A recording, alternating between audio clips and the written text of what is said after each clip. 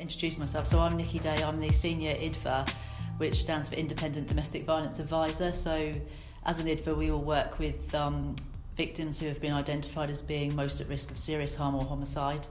And our role is to look at what practical interventions we can do and the support we can offer around guidance to those victims to try and minimise and manage that risk for them. And we're heavily reliant and dependent on interagency intervention in order to do that, and working with all other services, because no single agency can manage the risk for domestic abuse victims alone.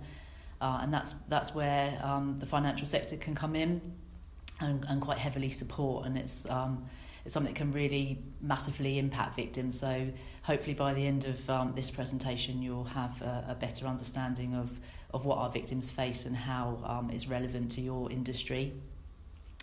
Okay, so I feel a bit like Chris Whitty, if we can move on. So this is just a basic introduction to financial and economic abuse.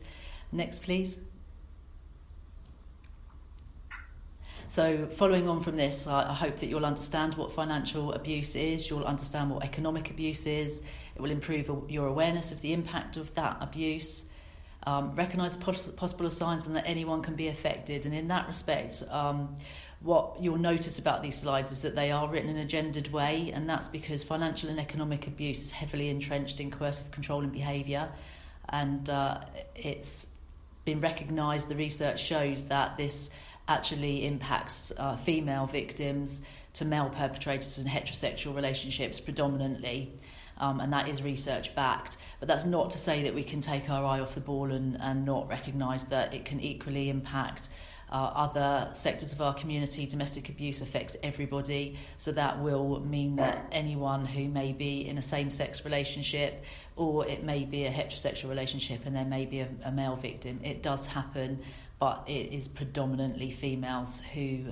suffer more in relation to coercive control and behaviour. I won't go into what coercive control and behaviour is throughout this presentation, but I'm happy to take questions on that at the end if anyone wants a little bit more information about it. But we also have to recognise intersectionality as well when we're looking at domestic abuse and the additional discriminations and disadvantage that may impact our victims, whatever their gender or sexual orientation, in relation to perhaps their race as well. So it's just anything we have to kind of recognise what could be an additional disadvantage to this particular person as well. So at the end of this, hopefully you'll have an improved agency response, or know what you might be able to do about that, and to know how and when to make a referral if you recognise or a disclosure is made to you around financial or economic abuse. Okay, next, thank you. So what is financial abuse? It's an aspect of coercive control, which I mentioned earlier. And next. It seldom happens in isolation, so it does form part of a pattern of coercive control and behaviour. And it's where a perpetrator uses or misuses money, and that limits the actions that a victim is able to take in terms of trying to have freedom of choice in every element of their life. So it can include using credit cards without permission, putting contractual obligations in their partner's name, gambling with financial assets, and prohibiting access to benefits. So in my role before this, I worked for probation, and we had a women's group where the women's group were perpetrators of crimes, mostly fraud.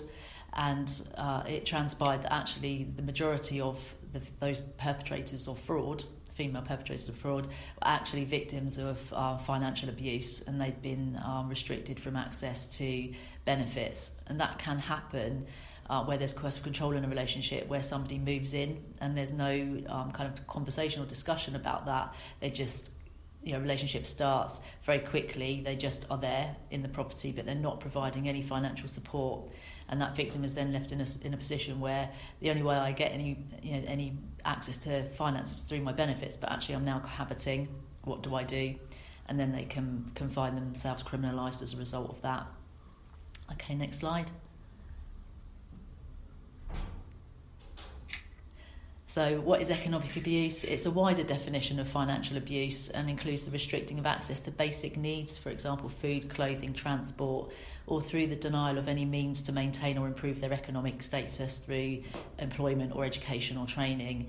And the charity Surviving Economic Abuse has actually defined that. And again, this is gendered, it's a direct quote from them. Economic abuse is designed to reinforce or create economic instability. In this way, it limits women's choice and ability to access safety. Lack of access to economic resources can result in women staying with abusive men for longer and experiencing more harm as a result. Next, please. So, what's the impact?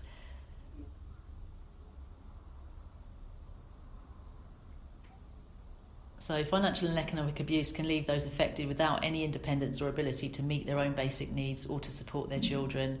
And that can continue even post the relationship breakdown. And perpetrators are very good at using child support and lack of payment of that, or by reporting or threatening to report to agencies. So in the example I gave earlier, it's a very good manipulative, coercive behaviour to move into someone's property, restrict so that they're claiming benefits, and then to threaten to report them for that. And if you don't meet my needs or meet my expectations, do what I say, I'm going to report you, but I'm not going to provide financially for you. And the vast majority of survivors will say that they have experienced financial abuse at some point. Okay, next slide, please. Thank you. The statistics, so 1 in 5 adults, so it's very significant in terms of the volume of people that are impacted in the UK, and you may well encounter some of these victims in the work that you do without knowing it. So there was a survey of 72 survivors of domestic that reported financial and domestic abuse. So that report showed that nearly a third of those people said that their access to money during the relationship was controlled by their perpetrator. A quarter of them said that their partner did not let them have money for essentials during the relationship. A third of them said they had to give up their home as a result of the abuse or leaving the relationship, and 9 found themselves homeless as a result. And 43.1% of them said they were in debt as a result of the abuse, and over a quarter regularly lost sleep through worrying about that debt. And 56.1% had left the relationship, felt that the abuse had impacted their ability to work, and over 2/5 of all respondents felt the abuse had negatively impacted their long-term employment prospect or earnings. So domestic abuse can really significantly impact prospects for people, and some of the tactics that are used could mean that the ability to get to work and therefore the ability to meet their financial obligations is significantly impacted. And that's been exacerbated through the impact of COVID and the restrictions that the government have placed to protect the public, and that's played into the hands of perpetrators, which has given the opportunity to use or escalate any economic abuse. It's further isolated victims from their usual support networks, and people are at home together, giving the perpetrator a greater oversight of any spending, and afforded abusers the opportunity to use the instability that the current situation has created to take even greater control over finances. Next bit, please.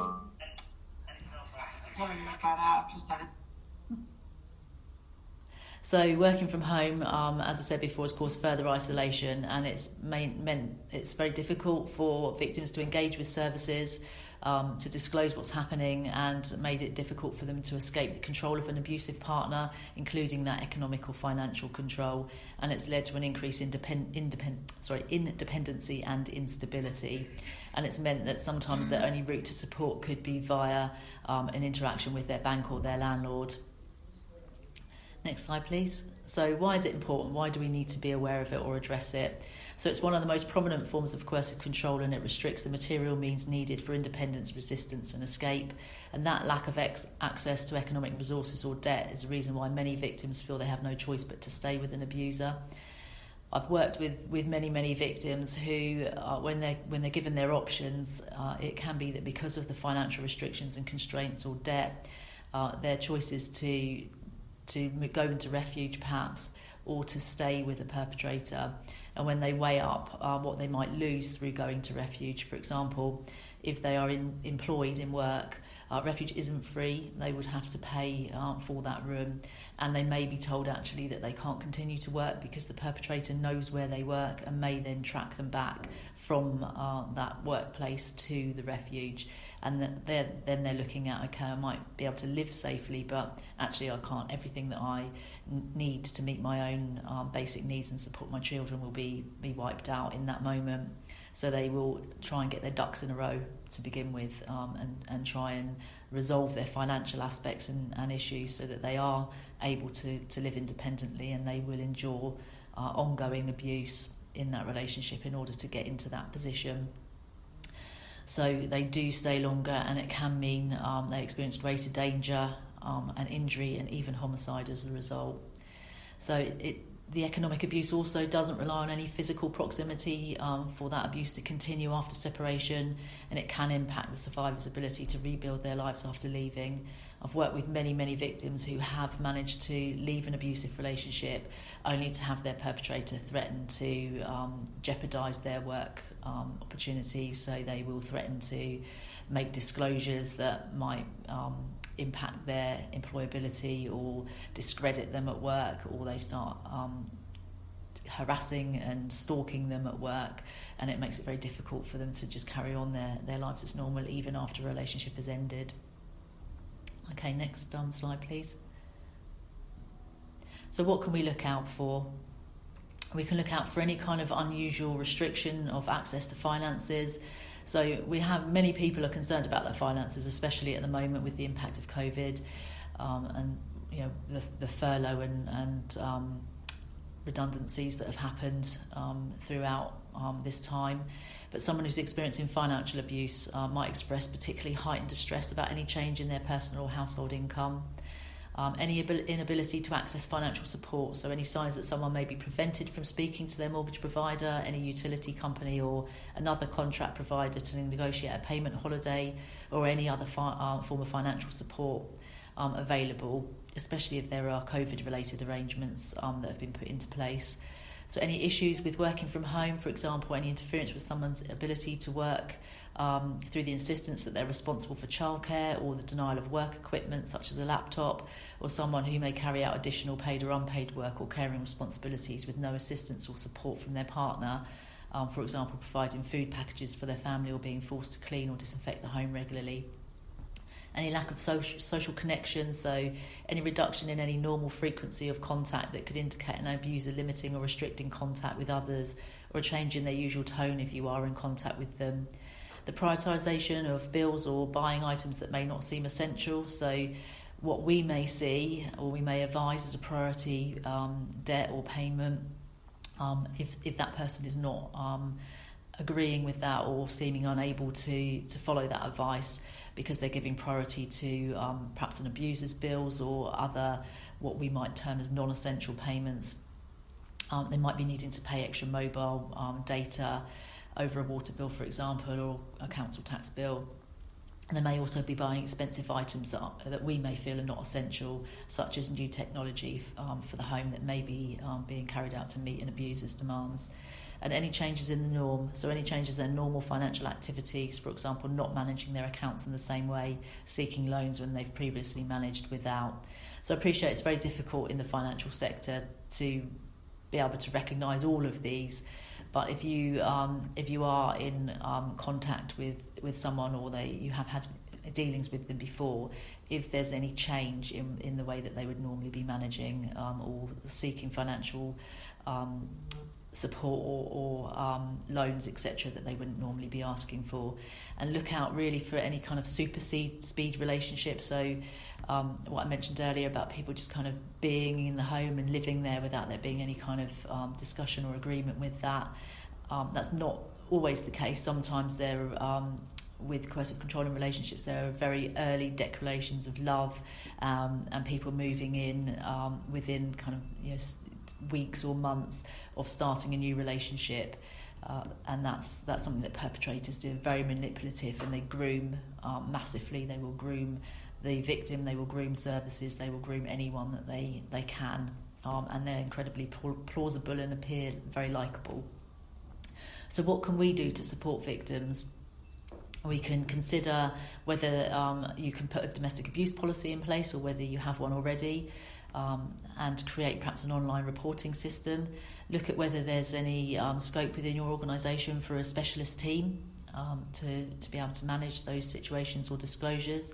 Support victims to budget or access existing support services, including online banking, mobile apps, access as well to the ability to open a new account with a different sort code to hide a survivor's location after they leave. Ensure that policy decisions, procedures and services enable and empower victims to access support. Refer victims to the Surviving Economic Abuse charity, which you can find on that link there. And work closely with domestic abuse services to ensure the best outcome for victims and full comprehension of the issues and risks. So quite often, especially where parties are married and there's a joint mortgage, a jointly owned property, it can be really, really problematic for victims to extract themselves from the situation, and where there are joint bank accounts. We're advising close accounts, freeze accounts, and there's lots of we need permission from the other person before we can do that. Where there's domestic abuse, that's not really feasible, and it's not really supportive of a victim being able to extract themselves from that situation. And also ensuring that all your staff have access to training and an awareness around economic and financial abuse as well would be really helpful. Okay, next slide please. Any questions?